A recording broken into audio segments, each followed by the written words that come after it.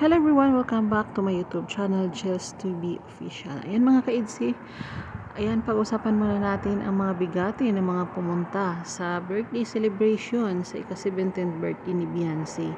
Talagang ang gagara po ng mga sasakyan na nakatambay po doon sa labasan. At syempre kitang-kita po natin doon na andun po nakapark po yung tricycle ni Beyonce na kulay green. At sa labas po doon ay meron pong tarp at nakasulat doon ang happy birthday or happy 17th birthday Beyonce at saka 17 videos na nag-million views at saka nandun din yung mga major sponsors at salamat talaga ng marami sa mga sponsors, no?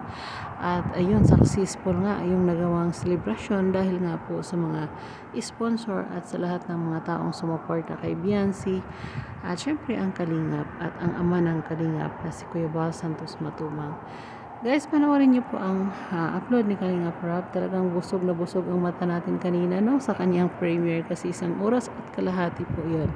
May part doon na siyempre ang saya at nakangiti ka talaga at kikiligin ka. Kaya guys, panoorin natin ang upload ni Kalingap Rob. Yan muna for today. Thank you so much for watching. God bless us all. Bye bye.